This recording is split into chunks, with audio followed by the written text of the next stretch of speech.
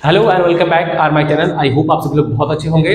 अब previous lecture में जो भी हमने टॉपिक कवर किया था वो रिवीजन क्लासेस थी। आज भी रिवीजन क्लास है जो कम समय में आपको रिवीजन करने को मिलेगी। 20 मिनट 25 मिनट्स में कंप्लीट हो जाएगा, क्योंकि बस अब रिवीजन क्लासेस कर रहे हैं जो एग्जाम में आ सके। मुझे बहुत पढ़ना होगा, लेकिन जो इंपॉर्टेंट हमने वही यहाँ पे की पॉइंट्स उठाए हैं। ये सारे हमारे की पॉइंट्स हैं, इससे ही हम सारे टॉपिक को क्लियर कर देंगे। ठीक है।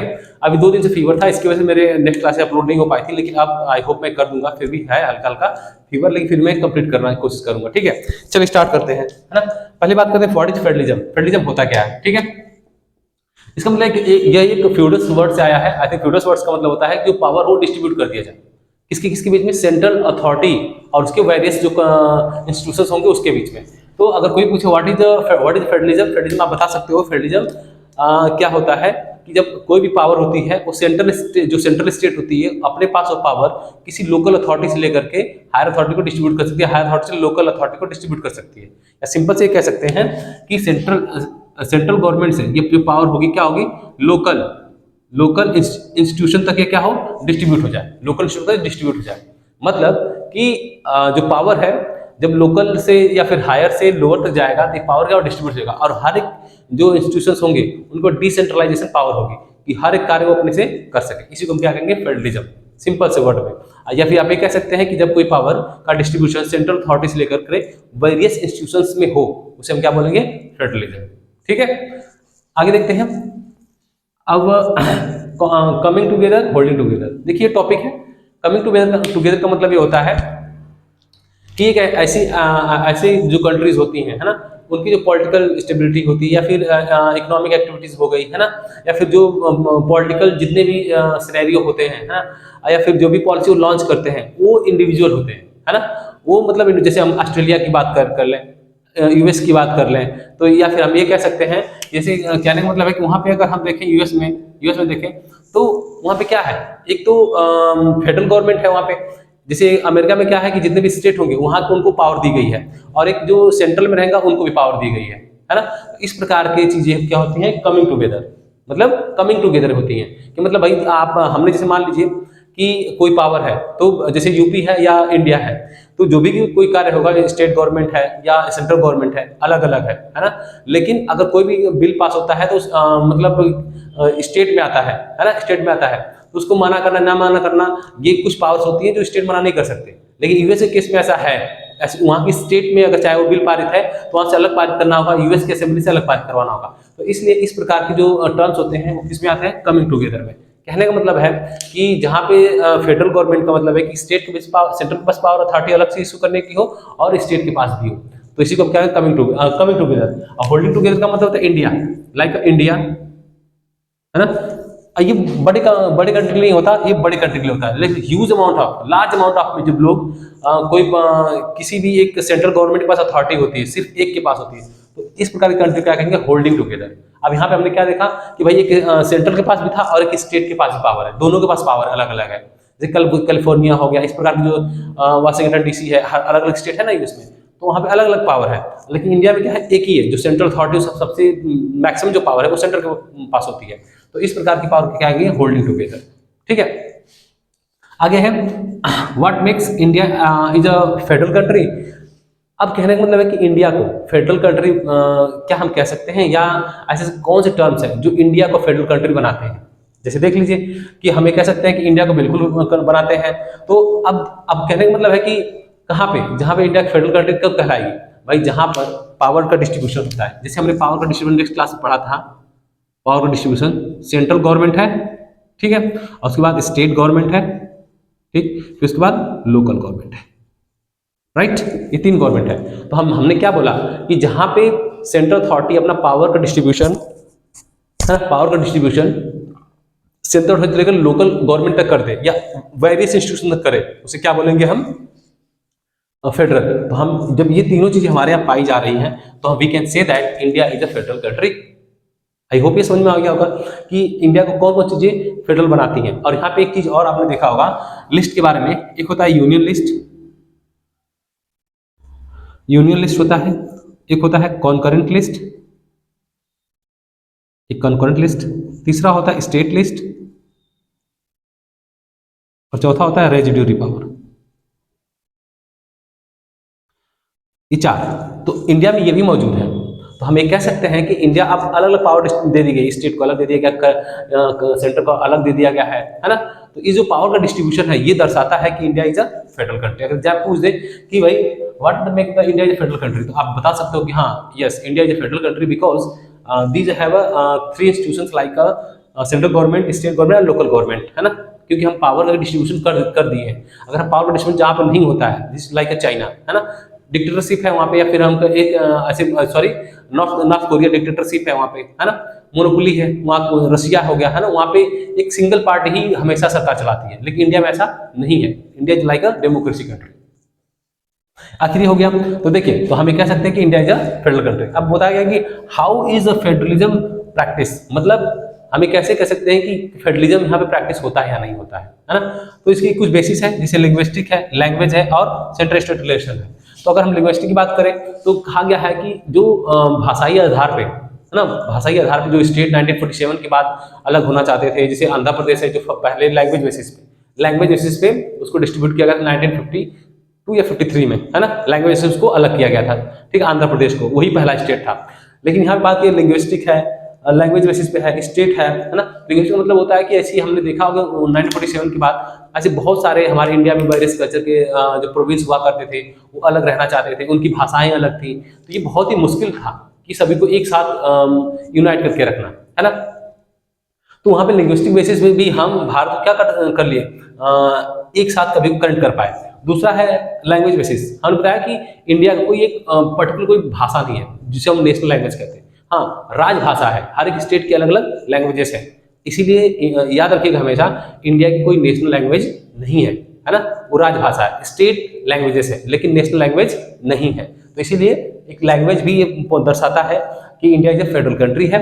एंड सेंट्रल स्टेट रिलेशनशिप क्या है, वीडियो सही है। हाँ, सेंट्रल स्टेट लिस्ट क्या होता है, कहने का मतलब रिलेशनशिप क्या होता है कि हमने यहाँ पे देखा है कि इंडिया में जितने भी पॉलिसीज लॉन्च होती हैं वो सेंटर से लेकर के स्टेट के बीच में डिस्ट्रीब्यूट की जाती है, चाहे कोई भी पॉलिसी हो। तो ये रिलेशन भी दर्शाता है कि अगर इंडिया में अगर कोई किसी को बजट की प्रॉब्लम है ना, कोई किसी कंट्री में या फिर किसी स्टेट में कोई इमरजेंसी आ गई, कंट्री नहीं मतलब हम इंडिया की बात कर रहे हैं, स्टेट में कोई इमरजेंसी आ गई तो कौन हेल्प करता है, सेंट्रल गवर्नमेंट करती है। तो जो इंडिया और जो स्टेट है मतलब सेंट्रल गवर्नमेंट है और जो स्टेट के रिलेशनशिप बहुत ही अच्छे होते हैं। इसीलिए जो भी एलोकेशन होता है, फंड का एलोकेशन हो गया, टैक्सेस का एलोकेशन हो गया, या फिर कोई ऐसी इमरजेंसी आ गई तो सेंटर हमेशा उनकी मदद करती है ना। तो इस प्रकार की जो चीजें पाई जाती हैं, है ना, ये दर्शाती है कि हाँ यहाँ प्रैक्टिसेस हो रही है, मतलब that is a federal country या फेडरलिज्म यहाँ पे इन्वॉल्व है। आगे है कोलिशन गवर्नमेंट, है ना, कोलिशन गवर्नमेंट और डिसेंट्रलाइज के बारे में जान लेंगे, और पंचायत है उसके बारे में जान लेते हैं। ठीक है, तो पहले बात हम जानेंगे कि कोलिशन गवर्नमेंट क्या होती है। आपने देखा होगा कि कभी कभी जब गवर्नमेंट, जैसे हम इसको हटा दे रहे हैं, देखिए कभी कभी आपने देखा होगा कि जब कभी भी पूर्ण बहुमत, जिसे हम कहते हैं फुल मेजोरिटी, जब किसी भी सरकार, जैसे ऐसे समझ लीजिए अगर मान लीजिए कोई भी 100 सीट होती है, ऐसे समझिए 100 सीट है, जब भी कहा जाए मेजोरिटी किसकी आएगी, 50+1 की, ये मेजोरिटी आएगी। हमेशा याद रखिएगा कितनी भी सीट हो, जैसे लोकसभा में है ना, जैसे 552 था, है ना, अब 200 इंग्लैंड हटा दिया गया। जैसे इंडिया में एलएस में कुछ सीटें हैं, 250 सीटें हैं, आरएस में 250 सीटें हैं, लोकसभा में 552, लेकिन 200 इंग्लैंड को हटा दिया गया। तो जितना भी हो 550 का 50+1% कर देंगे तो हो जाएगा। लेकिन हमें एग्जाम्पल के तौर पे दे रहे हैं कि अगर मान लीजिए किसी स्टेट में या कहीं पर भी अगर 100 सीटें हैं तो हमें मेजोरिटी के लिए कितना चाहिए, 50+1, मतलब 51 जिसके पास रहेगा उसकी सरकार बन जाएगी। अब सोचिए कि अगर कोई भी पार्टी है, अब इसी 100 सीट में से कोई पार्टी 40 सीट पाई, ठीक है, किसी ने 20 पाया, ठीक है, और किसी ने मान लीजिए दूसरे ने भी 40 पा लिया, राइट। अब यहाँ पे देख रहे हो कि हमें यहाँ पे 51 नहीं मिल रहा है, किसी पार्टी ए, पार्टी बी, पार्टी सी, ठीक है, यहाँ पे किसी को मेजोरिटी मिलती नजर नहीं आ रही, ठीक है। तो अब हम ये कह सकते हैं कि जब यहाँ पे मेजोरिटी ही नहीं है तो सरकार कैसे बनेगी। तो देखिए तब गवर्नर के पास बताया जाता है, या फिर हम थोड़ा सा इंटरचेंज कर लेते हैं, इसको 40 रहने देते हैं, इसको हम 25 कर लेते हैं और इसको 35 कर लेते हैं। अभी बता रहे क्यों ऐसा।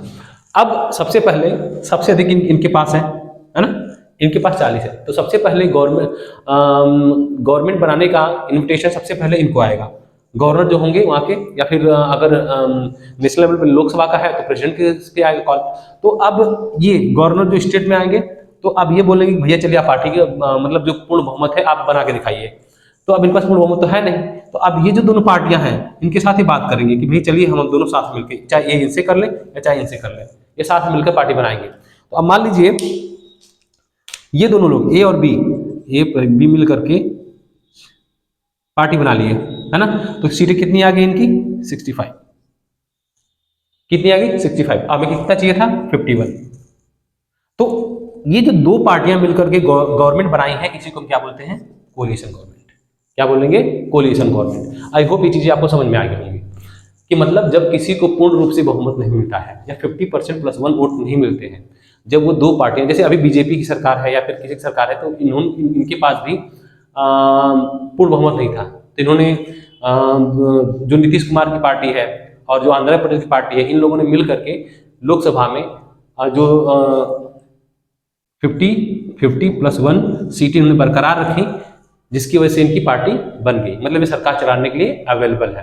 ठीक है। उसी तरह चाहे कोई भी संस्था हो, लोकसभा हो, राज्यसभा, कोई भी हो, इतना अगर वोट पा गए, अगर मान लीजिए इनके पास इतना भी रहता, अगर मान लीजिए सपोज दैट अगर इनके पास 11 रहता, है ना, 11 भी रहता, ठीक है, 51, और इनके पास कितना हो जाता 49, देख रहे ना, 49 11 हो जाएगा, ठीक है,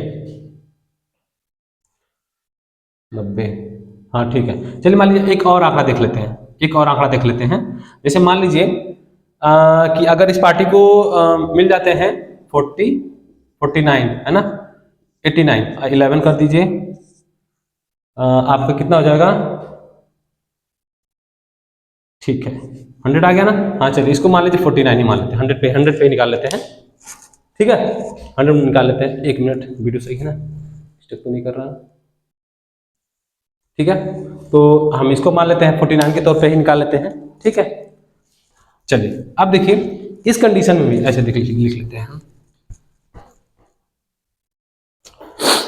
देखिए ऐसे कंडीशन में लिख लेते हैं, 100 सीटों में ही डिस्ट्रीब्यूट कर दीजिए। जैसे मान लीजिए इनको 40 मिला, इनको 11 मिला, इनको 49। अब देखिए इनके पास अधिक सीटें हैं, है ना, दूसरा पहलू ये है इनके पास अधिक सीटें हैं, लेकिन फिर भी गवर्नमेंट फॉर्म नहीं कर पाएंगे।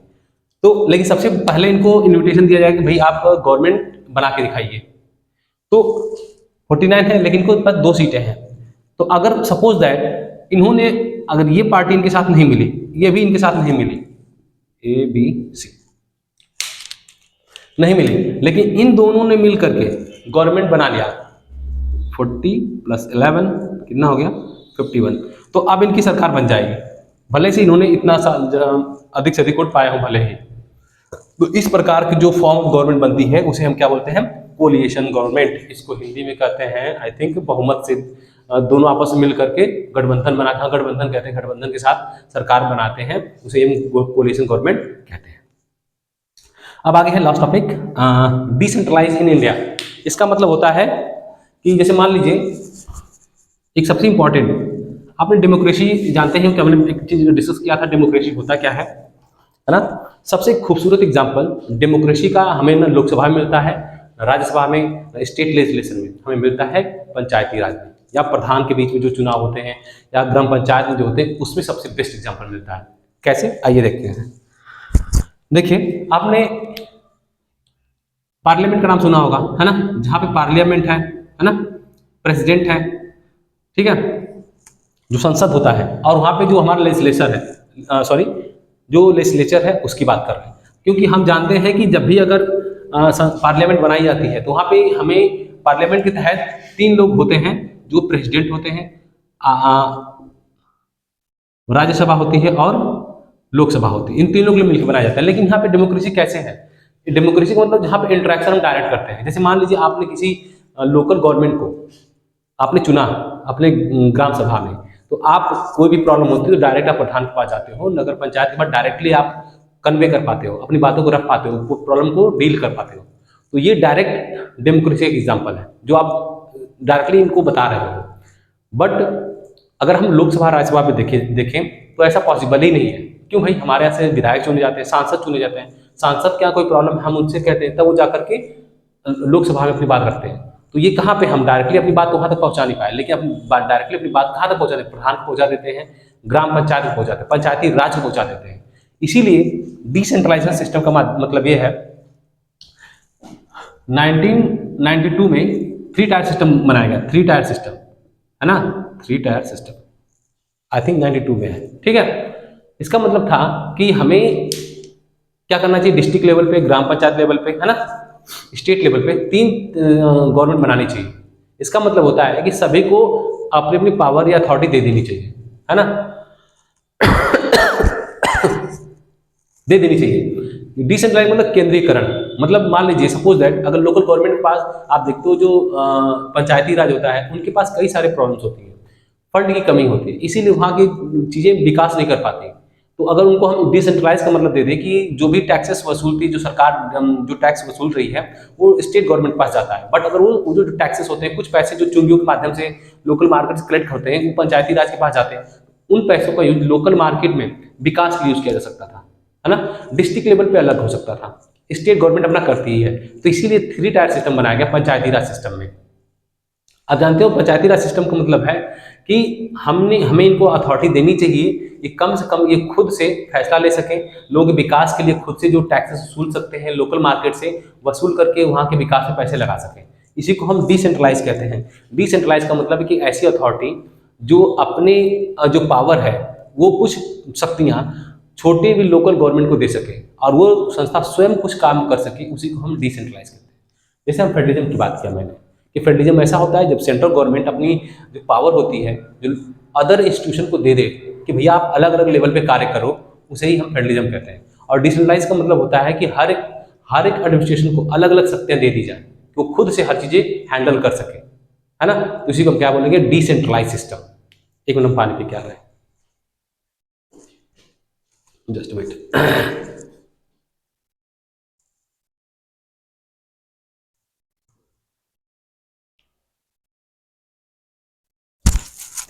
ठीक है, चलिए 3 टायर पे थे तो इसीलिए इनको हम 3 टायर सिस्टम पे डिस्ट्रीब्यूट कर दिया गया। जैसे मान लीजिए अगर 3 टायर जैसे हमने बोला था, central government, state government and local government, है ना, लोकल गवर्नमेंट। इसका मतलब क्या था कि भाई जो पावर है ना, भाई जो पावर है वो हम सेंट्रल स्टेट गवर्नमेंट क्या करें, लोकल गवर्नमेंट भी ट्रांसफर कर दें। तो इससे क्या होगा, अब हम ये जानेंगे कि भाई अगर डिसेंट्रलाइज का जो एडवांटेज क्या क्या हो सकता है। जैसे अगर डिसेंट्रलाइज कर देते हैं, है ना, कि पावर अगर हम सेंट्रल गवर्नमेंट को लोकल गवर्नमेंट डिस्ट्रीब्यूट कर दें, जैसे सेंट्रल है, स्टेट है और लोकल गवर्नमेंट है, तो इसका मतलब क्या है कि जो बर्डन है सेंट्रल गवर्नमेंट पे और स्टेट गवर्नमेंट पे कम पड़ेगा, ठीक है। इनका बर्डन रिड्यूस हो जाएगा, है ना, बर्डन रिड्यूस हो जाएगा। और ये कह सकते हैं कि जब बर्डन रिड्यूस होगा तो सेंट्रल गवर्नमेंट या स्टेट गवर्नमेंट अच्छे से हैंडल कर पाएगी और इनको फ्रीडम दिया जाए, है ना, फ्रीडम दिया जाए इनको टैक्स वसूलने का लोकल गवर्नमेंट से, है ना। ये एक फायदा हो सकता है ना। पार्टिसिपेशन बढ़ सकता है ना, पार्टिसिपेशन, लोकल लोगों को पार्टिसिपेशन बढ़ सकता है, लोकल जो पार्टिसिपेशन होता है ना। और एक डायरेक्ट डेमोक्रेसी का एक अच्छा हम क्या उसको क्या कहते हैं, हाँ, डेमोक्रेसी का एक अच्छा उदाहरण भी दे सकते हैं ना। यहाँ पे डायरेक्ट डेमोक्रेसी आ सकती है। तो ये फायदे हैं डिसेंट्रलाइजेशन के कि डायरेक्ट डेमोक्रेसी हो गई, है ना, और पॉलिटिकल पार्टिसिपेशन हो गया, और उसके साथ साथ सेंटर और स्टेट पे बर्डन कम हो जाएगा, है ना। और उसके बाद फेडरेशन हम जो बना रहे हैं, है ना, फ्रीडम जो हम दे रहे हैं सभी को, वो एक्सेस आसानी से हो जाएगा। तो ये 3-4 चीजें हैं जो डिसेंट्रलाइजेशन के तौर पे काम आ सकती हैं। कहने का मतलब है कि अगर हम पावर मान लोकल गवर्नमेंट को दे दिया तो भाई यहाँ पे लोग क्या कर सकते हैं, आसानी से अपनी बात डायरेक्ट इनसे कह सकते हैं, छोटी छोटी बातों के लिए आसानी से प्रॉब्लम सॉल्व हो सकती है। पहला फायदा, स्टेट और गवर्नमेंट और सेंट्रल गवर्नमेंट बर्डन कम हो जाएगा। दूसरा फायदा, लोकल पार्टिसिपेशन अधिक हो जाएगा। थर्ड एडवांटेज है ना। और उसके साथ साथ जो टैक्सेस जो डिमांड होगी डायरेक्ट स्टेट से ना करके, सेंटर से ना करके, लोकल में ही कह देंगे, और जो टैक्स वसूलने की अथॉरिटी जो इनको मिल जाएगी उस पैसे से आसानी से यहाँ पे चीज़ों को विकास किया जा सकता है। तो ये सारे डिसीजन के फायदे हैं। इसी को बोला गया 3 tier system, centre, state and local government, ठीक है। एंड आफ्टर दैट इसके साथ साथ जैसे ये हो गया, और उसके साथ साथ हमने बताया था लिस्ट, है ना, लिस्ट बताया था कि एक होता आपका करंट लिस्ट, एक होता है स्टेट लिस्ट, हम इसके बाद बोला था यूनियन लिस्ट, यूनियन लिस्ट, एक होता है कंकरेंट लिस्ट, ठीक, तीसरा होता है स्टेट लिस्ट, चौथा होता है रेजिड्यूरी, ठीक, ये चार। अब देखिए यूनियन लिस्ट क्या होती है, जिसमें जो भी है, जो भी पावर है वो सेंटर के पास होती है। जैसे मान लीजिए बैंकिंग, बैंकिंग हो गया, फॉरेन पॉलिसी हो गई, ये जो पावर्स होती है ये यूनियन के पास होती है, जिसमें जो भी संशोधन करना है ये कर सकते हैं, बना सकते हैं, बहुत है, ठीक है। और कंकरेंट लिस्ट ऐसे लिस्ट जिसमें यूनियन भी हो, है ना, और प्लस स्टेट भी हो, दोनों लोग, दोनों मिलकर के पार्टिसिपेंट बनाते हैं। जैसे अगर हम एजुकेशन की बात करें, है ना, एजुकेशन की बात कर लिया, ठीक है। स्टेट लिस्ट की बात करें और इसमें एग्रीकल्चर भी आ जाएगा आपका, कुछ लैंड भी आ जाएंगे, है ना। और स्टेट की बात करें तो जैसे स्टेट लिस्ट में क्या आ जाएगा, लोकल जो पुलिस होती है उसके बारे में, है ना, एग्रीकल्चर के बारे में, ठीक है, और उसके साथ साथ लैंड के बारे में, ठीक है। ये किसके पास है, स्टेट के पास है ना। रेजिड्यूरी का मतलब होता है, जैसे आपने देखा होगा कि कुछ ऐसी पावर होती है जिसमें इन तीनों का हस्तक्षेप नहीं होता, इसमें जो पावर जो भी बनाएगी वो कौन बनाएगी, सेंट्रल गवर्नमेंट। जैसे मान लीजिए आईटी एक्ट बनाना है, आईटी एक्ट बनाना है आपको, है ना, अगर ये आईटी एक्ट बनाना है तो इसमें इन तीनों की जरूरत नहीं पड़ेगी, जब चाहे सरकार इसमें बना सकती है। इसी को हम क्या कहते हैं, रेजिड्यूरी पावर। या अब इसी तरह जैसे एग्जाम्पल के तौर पे आईटी एक्ट, ठीक है। तो आई होप ये सारी चीजें आपको क्लियर हो होंगी, ठीक है। एक बार समराइज कर देते हैं, कितना टाइम हो गया, ठीक है, समराइज कर देते हैं। फेडरलिज्म क्या होता है, जब फेडरलिज्म होता है जब सेंटर अपनी पावर लोकल गवर्नमेंट तक डिस्ट्रीब्यूट करते हैं उसे फेडरलिज्म कह सकते हैं, है ना। हायर अथॉरिटी से लोअर अथॉरिटी की पावर जाती है। और उसमें हमने एक चीज अगले डिस्कस किया था कि पावर दो तरीके से होती है, एक हॉरिजॉन्टल, एक वर्टिकल। हॉरिजॉन्टल में क्या बताया था, आपका लेजिस्लेचर होता है ना, जुरिडिक्शन होता है, और एक होता है आपका लेजिस्लेचर, जुरिडिक्शन और एग्जीक्यूटिव, है ना, ये हॉरिजॉन्टल होते हैं। और हमने वर्टिकल में आपको बताया था कि सेंट्रल गवर्नमेंट, स्टेट गवर्नमेंट, है ना, और उसके साथ साथ डिस्ट्रिक्ट गवर्नमेंट, फिर विलेज, ये क्या है, वर्टिकल है, ठीक है। तो जो भी कॉन्फ्लिक्ट होगा कहाँ पे जाएंगे हम, जुडिक्शन के पास, ये भी हम डिस्कस किया था, ठीक है। और कमिंग टुगेदर का मतलब हमने बताया था कि अगर जब कोई भी स्टेट, कोई कंट्री है जहाँ पे एक दो जो पावर है दोनों के पास अलग अलग हो, लेकिन कंट्री एक ही होती है, और उनके पास जैसे ऑस्ट्रेलिया है, यूएस है, जर्मनी है, ये सब क्या कमिंग टुगेदर में आते हैं। और होल्डिंग टुगेदर में है कि जो ब्रॉड कंट्री है ना, जिनकी पावर, जो पावरफुल, जो पूरी की पूरी पावर है वो किसके पास होगी, सेंट्रल गवर्नमेंट के पास, होल पावर। और फिर वो पावर का डिस्ट्रीब्यूशन कर देंगे स्टेट के पास, लेकिन इसमें ऐसा नहीं होता है, ठीक है। हमें ये क्या कैसे बनाता है कि भाई जाहिर सी बात है कि हमारे पास एक ऐसे वर्ड में इंडिया इज फेडरल कंट्री, तो हम कह सकते हैं हाँ India is federal country like that power distribution of the centre and local government and state also, है ना। एंड आफ्टर दैट कि हाउ टू फेडरलिज्म, हमने बताया लिंग्विस्टिक, लैंग्वेजेस एंड इंटर जो क्या नाम है, सेंट्रल स्टेट के रिलेशनशिप होते हैं, ये भी दर्शाते हैं कि हाँ India is a federal country. And हमने बताया कोलिशन गवर्नमेंट कि भाई जब दो पार्टी जब पूर्ण बहुमत नहीं बना पाती हैं तो दो पार्टी जब आपस में मिल करके गवर्नमेंट को रन करती है उसे हम कोलिशन गवर्नमेंट कहते हैं, ठीक है। और डिसेंट्रलाइजेशन में जब हम पावर को थ्री टायर सिस्टम में डिस्ट्रीब्यूट कर देते हैं, जैसे centre, state and local government. Local government में भी आपके क्या कहा जाएगा, ग्राम पंचायत, ग्राम सभा, विलेजेस आ जाएंगे, इनको हमने डिस्ट्रीब्यूट कर दिया, तो इसे हम डिसेंट्रलाइजेशन कहते हैं। डिसेंट्रलाइजेशन मतलब हर एक अथॉरिटी को अलग अलग पावर दे दी जाती है, ठीक है। देने के साथ साथ जो पावर हम यहाँ पे डिस्ट्रीब्यूट कर देते हैं, ठीक है। तो इस तरह से सारी पावर क्या होती है, लोकल गवर्नमेंट से लेकर के हायर अथॉरिटी तक इक्वली डिस्ट्रीब्यूट हो जाती है। मतलब सबसे अधिक जो पावर होगी हायर अथॉरिटी के पास होगी, और जो सबसे लोवेस्ट जो पावर होगी वो लोकल गवर्नमेंट के पास होगी, है ना। तो इसीलिए इसी को हम कहते हैं फेडरलिज्म, ठीक है। तो आई होप ने हर एक टॉपिक पे डिस्कस कर लिया है, तो बस एग्जाम में इससे ज़्यादा बाहर तो कुछ आएगा नहीं, बस आप इसी को रिवाइज कर लीजिएगा। बहुत ही कम समय 20 से 25 मिनट का लेक्चर है, ठीक है। आगे है नेक्स्ट लेक्चर है डेमोक्रेसी एंड डाइवर्सिटी, जो हम आपको कल बता देंगे, ठीक है। तो आई होप थोड़ा गले में प्रॉब्लम थी एंड फीवर भी था, इसलिए तो क्लासेस हो नहीं पाई थी, फिर भी आज मैंने क्लासेस अटेंड किया आपके लिए, ठीक है। तो आई होप आप इसको अच्छे से देखिए, और जो भी डाउट हो आप जरूर उसमें कमेंट करिएगा, और जो भी एरर हो उसके सॉरी फॉर दैट, एंड देखने के लिए बहुत बहुत धन्यवाद। Thank you so much. जय हिंद।